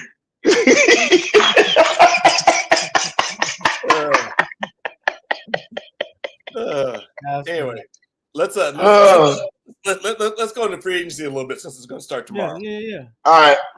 So let's start tomorrow, like at midnight, or how does this work? Midnight. Okay, so it used to be like there was the tampering rule, but everybody just kind of overlooked that because they do negotiations behind closed doors, And now they're saying, okay, so starting tomorrow, I think it starts early tomorrow. They said that people can negotiate and they can announce who they've negotiated with, but they can't sign the deal until Wednesday. It can't become official until Wednesday because that's the start of the NFL New Year. So. Okay. Yeah. So I can sign you on Monday, but you won't officially be a part of my team. No, you can negotiate. And come to agreement on Monday, but you can't sign the deal until the 12th. So really? Even like with Aaron Rodgers, he's not officially released. Until Wednesday. Oh, okay. So yeah. Okay. Makes sense. Yeah. Tom said we going off the tracks. Tom, it happens a lot. It happens a lot. What do you expect? Exactly. Did I read that Joey Bosa got released from the Chargers? Yeah. Oh wow. Is that for money reasons? Yeah. Probably. Well, plus they say they owe him about $20 million this year if they didn't release him. I'm like, God damn. Who's talking to him right now? Anyone? You know what? I'm sure there's teams that are talking to him. I'm sure the Niners are talking to him, but I hope he doesn't come here. There's teams out there talking to him. So you look at it. They released both of their DNs, him and Khalil Mack both. Oh, they released Khalil too? Yep. Oh, damn. Hey, it's not as bad as Seattle releasing both of their receivers. And trading their quarterback. Well, they did not release DK Metcalf. He's asked for a trade. Well, he's not going to be there. But you know what? This is just my opinion. You don't want to be here, don't be here. Then we're going to go get somebody else because DK was not the number one receiver last year. He was not. No, and I get that. Yeah. That was Tyler Lockett. No, Tyler wasn't the number one either. Who, JSN? Your boy at Ohio State was number one receiver last year. JSN? Yeah. Well, but he'll be his quarterback though. Well, see now this is where everything is shifted because everybody thought that there was a chance that Sam Darnold was going to return back to Minnesota, and you knew that people were going to throw money at him. He will probably, from what I'm hearing, he'll probably end up in Seattle. That's why they traded Geno. They're going to throw the bag at Sam Darnold. Yes. Wow. They probably going to throw the bag at Sam Darnold. Who is he throwing it to? Well, they'll have JSN. They'll have him, and you know, see, here's the thing that a lot of people don't understand.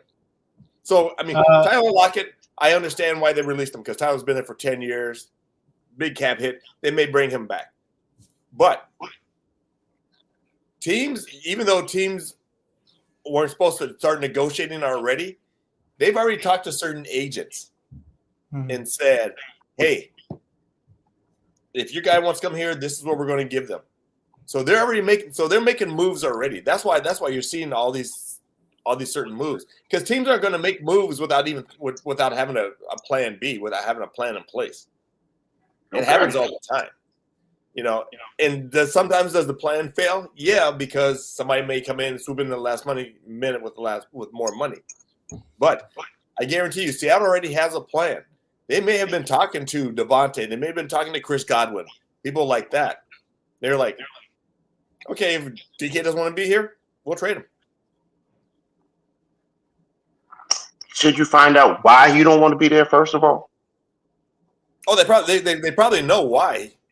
They probably have meetings with them, because so when they have their exit meetings, they talk about certain things, and then, you know, and it's not like they don't talk to the athletes, you know, during the offseason. They do. They find out why certain things. So don't players talk to players? Oh, 100%. Yeah. Okay. Yeah. But again, you know, some players may not like an organization for whatever reasons. Another player says, "Well, you know what? That could be a good fit for me." Some players look at the money, right? I'm just saying, you know. Just saying, if players talk, that cannot be a good thing sometimes. So let me ask you, Chris, what's your take on your team, man? I see y'all sign Miles for the future. But what y'all gonna do in the draft? Y'all we need a quarterback. Y'all need a lot of things. We gotta keep Deshaun Watson out of massage parlors for one. Y'all need Jesus. And I don't know. Chubb will never be the same. Well, Chubb's a free agent too, right? He has one more year, I think. Let's see. Yeah, the quarterback, a veteran quarterback, a playmaker. We need a lot. What do y'all draft at? What's y'all draft spot? I think it's 3. No, you guys got 2. Are we 2? You're 2. So if you're the GM, who you taking? If I want to fill the seats, I'm taking Travis.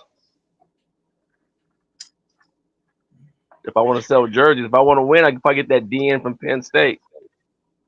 But if he's gone, wouldn't you go after a Cam Ward, then bring in a veteran quarterback?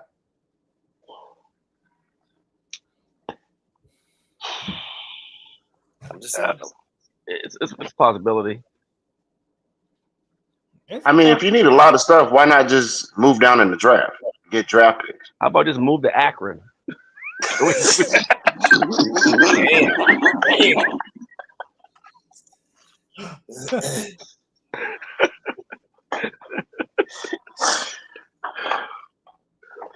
just asking if you combine with Cincinnati. Shit.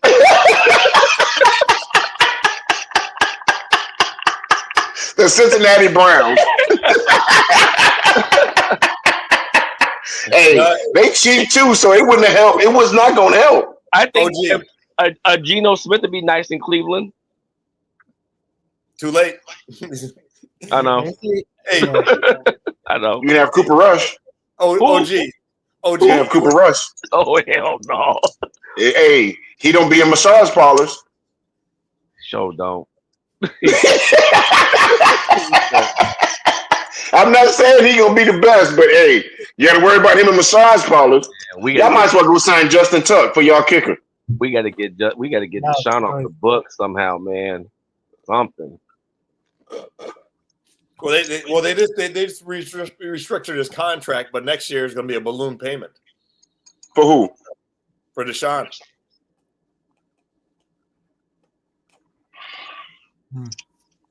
You might as well just pay that and get it over with. Yeah. Stop playing around with. Just pay that and get it over with. How much more they owe him? I think it's like 90 mil. The world. I think it's 90 mil. 90?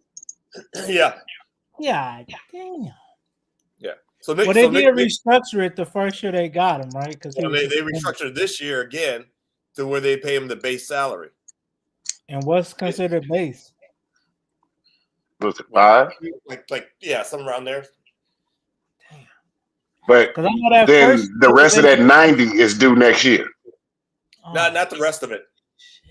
Most so next year I think it's 46 or something like that, and then the year after I believe something like that. Let his ass. That first year he got there, wasn't they able to structure it to like $2 million because he was out because he was suspended. Well, no. What they did, they restructured it into a signing bonus, and that's what they did again this year. They restructured it into a signing bonus, so it doesn't count against the cap for this year. But then next year, you know, it's like when you back in the 90s when you bought a house, you put something down, you got a little bit, and then you get that balloon payment coming the following year. That's what it's like. He's robbing Cleveland right now. All right. What'd you say? He's doing more than robbing. You're doing more than robbing. Without a mask. Mm-hmm. Tom said that JJ starts in Minnesota. Are you confident in that, T? No, I'm not. Why? I think what they'll do is that I think they'll bring in a veteran quarterback. I'm hearing there's a possibility they may re-sign Daniel Jones. I was just about to ask you that. What's going on with that? Okay. And let him be the bridge for a year or two. You know, I mean, you know, and I don't know if this is going to happen, but let's say that doesn't work and somebody decides to give Daniel Jones a bag. They could bring in Aaron Rodgers for a year. Right. So what's going on with McCarthy anyway? I mean, is he not ready? Well, he's healthy now. He had that knee injury, but again, he's a young quarterback. You know, you don't know what you're going to get with him. You know, you go from a guy like Sam Darnold who threw for 35 touchdown passes. Now you're going to rely on this kid. You don't know. You know, so true. That's true. But you knew that coming into this year, correct? So why not go ahead and get that solved early? Well, they tried to with Sam Darnold because see they could actually franchise Sam Darnold, and they would have had to pay him. I think it's $40 million. I think is the cap for a quarterback if you're franchise type, something like that. But they were trying to do a long-term contract so they wouldn't have so they could spread it out. Right. But now that now that teams are kind of throwing the bag at Sam Darnold, they're like, we can't do that, you know. Right. Well, you got a point there though. Yeah. But again, it sounds like he's going to go to Seattle. It sounds like Seattle said that's their number one priority is Sam Darnold. Well, Tom say Bo Nix and Jaden did okay.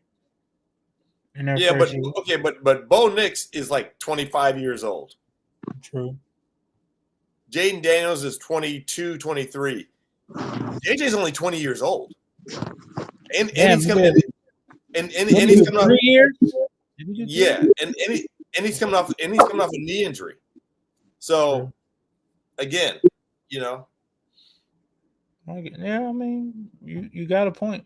I mean, it's like we said earlier, it's rolling the dice.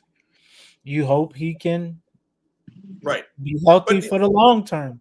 Right. But also, too, you got to remember in college, Jaden Daniels and Bo Nix threw more than J.J. McCarthy did. Michigan relied a lot on the run game. Okay. You know, I'm not saying that's bad against his ability, but he hasn't thrown the ball as much as those guys, so that hasn't been tested. You know, so Right. No, I get you. Oh, what y'all gonna do, man? I know it seemed like hope and a prayer, bro. Hope and a prayer. You got to resign your running back. We got to resign who? Elliott. Rico. They did already, didn't they? No, he's a free agent. Nobody gonna pick him up, bro. We'll get him, dude. I'll tell you what, because you look at the last half of that season, he actually played well. He ran for over 1,000 yards. So So somebody will take a chance on him. We'll see, bro. I mean, that's what I'm saying. I have no idea where we're gonna go. I have no idea what. We have so many different things. Like I said, I would rather go wide receiver, running back, than whatever after that. But we'll see. We shall see. Yeah. So would you rather them go into the drafting a wide receiver? Because the wide receiver class is not as big as it's been in the past years. It's okay. It's not great. Or would you want them to go after a free agent? Probably both, but you still got to get a young bull. I mean, if you get the young bull, it depends on who you get.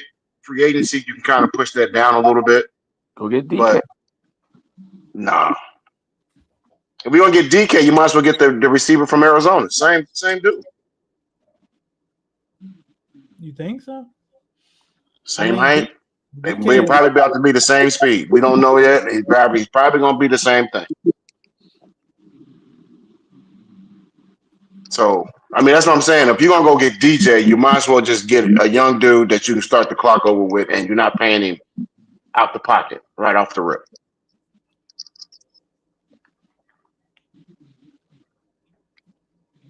No, you got a point there. I got a question. Why is everybody leaving San Fran?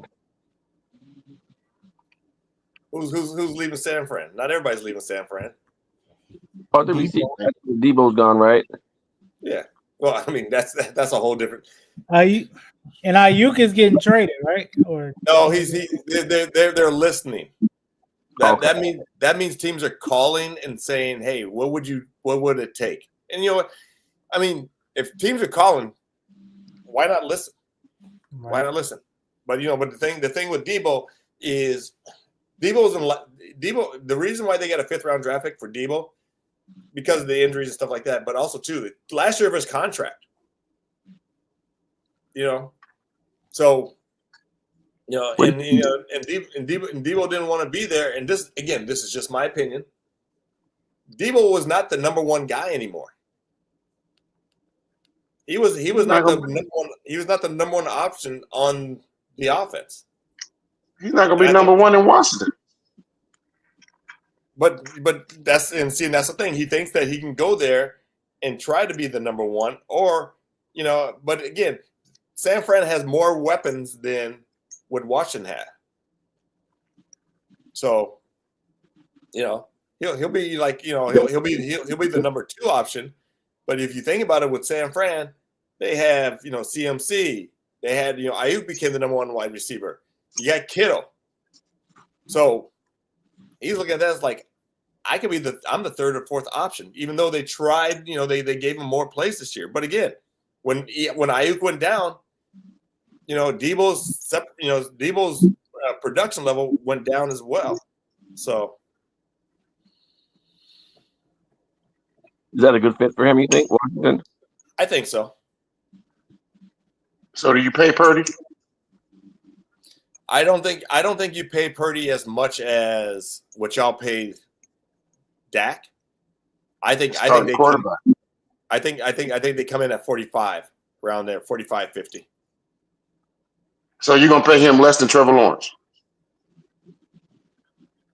Well, yeah. I mean, here's what the Niners are trying to do, and you can blame the Browns for this. They're trying to reset the market. That's what they're trying to do. They're trying to reset the market. Now, if it comes down to it where they have to pay him a little bit more, they probably will. But if they come in negotiation and say, we'll give you 45, and he says, okay, I'll take 48, they'll take it. But the Browns are the ones that did all this by guaranteeing Deshaun all that damn money. People were when that went down, and I just happened to be at training camp. I was talking to the capologist for the Niners. He's like, "We're pissed. Like everybody's mad." No, I get that. Yeah, but you can't go lower than, because the starting quarterback market is already set. But that's why it goes up. But I guess here's the thing though, OG. If you have a team and you have a player that's really willing to say, you know what, I will take less so that we can get more as far as players go, then you kind of reset the market. I'm not saying that's going to happen, but everybody knows in negotiation you're going to start as low as you possibly can, right? And see You're hoping. You're hoping that's what happens. Oh, okay. Exactly. Okay. Exactly. Okay. I'm about to say, because I see what you're saying. Yeah. But if I'm his camp, and I'm his representative, you're the last pick in the draft. You are not taking a dime less more. You're not taking a dime less more than with that guy. Point blank. Period. If you're in his camp, you're trying to do the best you can for your client. But if your client says, "I will take less so that we can add more pieces to win a Super Bowl," then you have to go with it. I'm just saying. Okay. Yeah. Okay. I'm not saying that's going to happen though. We'll see y'all next week. Bye. Man, what? See, this is the issue. Let me hurry up and get this thing ended.